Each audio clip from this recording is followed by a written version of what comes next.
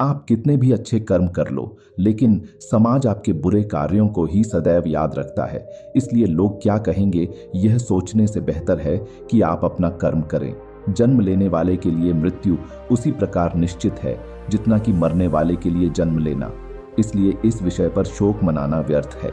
गीता में कहा गया है, जो इंसान किसी की कमी को पूरी करता है वो सही अर्थों में महान होता है।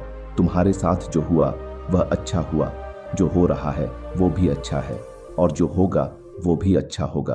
गीता के अनुसार जिंदगी में हम कितने सही हैं और कितने गलत हैं, यह केवल दो लोग जानते हैं, एक परमात्मा और दूसरी हमारी अंतरात्मा।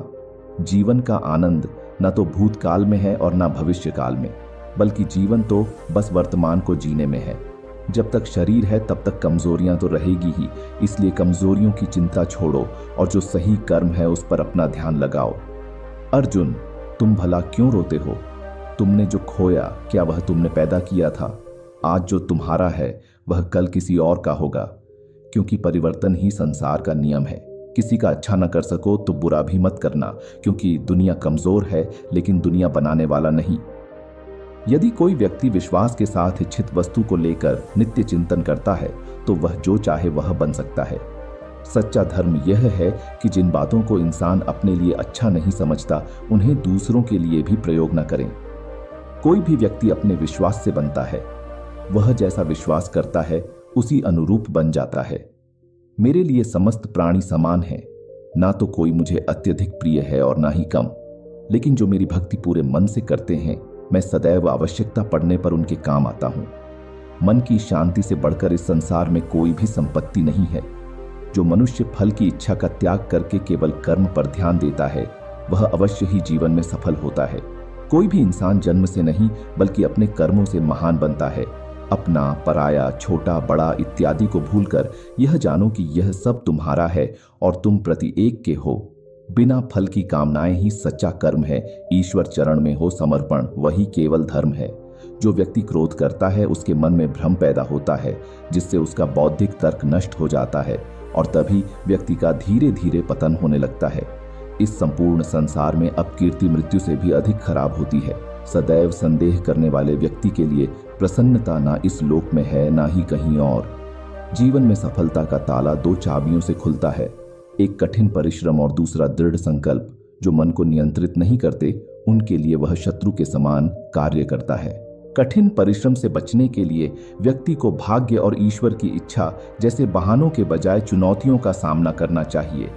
गीता में कहा गया है, कोई भी अपने कर्म से भाग नहीं सकता, कर्म का फल तो भुगतना ही पड़ता है। मनुष्य को अपने कर्मों के अच्छे और बुरे फल के विषय में सदैव सोचकर चिंताग्रस्त नहीं होना चाहिए। मनुष्य अपने विश्वास से निर्मित होता है, जैसा वह विश्वास करता है वैसा वह बन जाता है। जो मनुष्य प्रतिदिन खाने, सोने और आमोद प्रमोद के कार्यों में लिप्त रहता है वह नियमित तौर पर योगाभ्यास करके समस्त क्लेशों से छुटकारा पा सकता है। जब इंसान अपने काम में आनंद खोज लेते हैं तब वे पूर्णता प्राप्त करते हैं। माफ करना और शांत रहना सीखिए, ऐसी ताकत बन जाओगे कि पहाड़ भी रास्ता देंगे। व्यक्ति को अपनी इंद्रियों को वश में रखने के लिए बुद्धि और मन को नियंत्रित रखना होगा।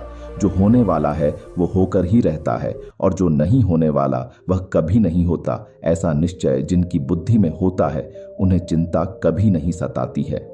किसी भी व्यक्ति को ना तो समय से पहले और ना ही भाग्य से अधिक कुछ मिलता है, लेकिन उसे सदैव पाने के लिए प्रयत्नशील रहना चाहिए। इंसान हमेशा अपने भाग्य को कोसता है, यह जानते हुए भी कि भाग्य से भी ऊंचा उसका कर्म है जिसके स्वयं के हाथों में है। व्यक्ति को आत्मज्ञान के माध्यम से संदेह रूपी अज्ञानता को समाप्त करना चाहिए। मैं उन्हें ज्ञान देता हूं जो सदा मुझसे जुड़े रहते हैं और जो मुझसे प्रेम करते हैं। सत्य कभी दावा नहीं करता कि मैं सत्य हूं, लेकिन झूठ हमेशा दावा करता है कि सिर्फ मैं ही सत्य हूं। परिवर्तन संसार का नियम है। समय के साथ संसार में हर चीज परिवर्तन के नियम का पालन करती है।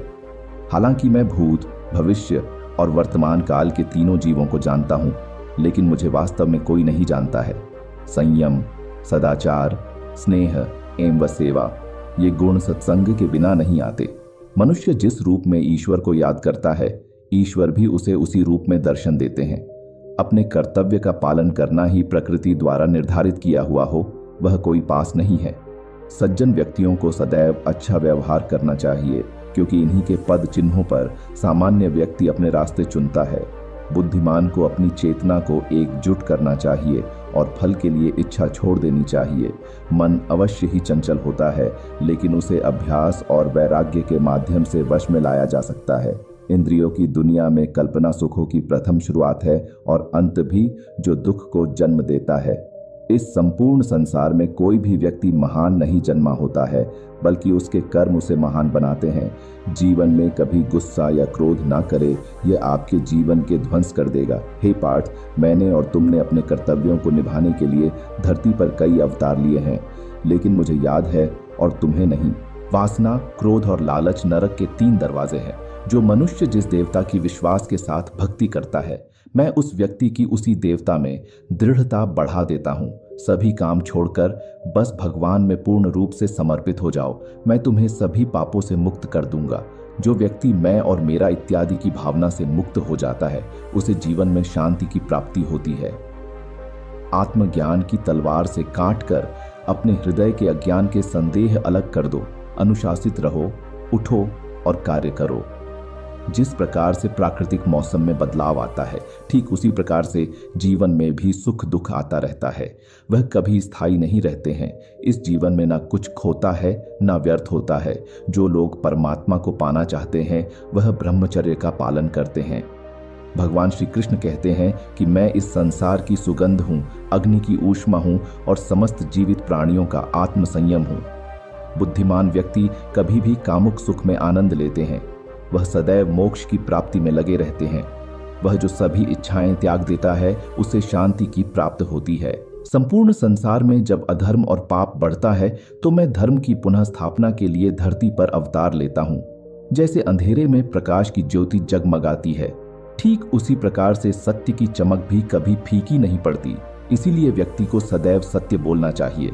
मैं सभी प्राणियों के हृदय में विद्यमान हूँ। जो व्यक्ति मृत्यु के दौरान मेरा नाम लेता है, वह सदैव मेरे ही धाम को प्राप्त होता है। इसमें कोई शक नहीं है। ऐसा कुछ भी नहीं, चेतन या अचेतन, जो मेरे बिना अस्तित्व में रह सकता हो। परिवर्तन ही इस संपूर्ण संसार का नियम है। इसलिए व्यक्ति को कभी अपने वर्तमान पर घमंड नहीं करना चाहिए। जिसने जन्म लिया है, उसकी मृत्यु निश्चित है और मृत्यु के पश्चात पुनर्जन्म भी निश्चित है। मनुष्य का संपूर्ण शरीर 5 तत्वों से मिलकर बना है: अग्नि, जल, वायु, आकाश और पृथ्वी। और अंत में उसके शरीर को इन्हीं 5 तत्वों में ही विलीन हो जाना है। व्यक्ति को अपने आप को सदैव ईश्वर को समर्पित कर देना चाहिए, तभी वह दुखों, चिंता और परेशानियों से मुक्त रह सकता है।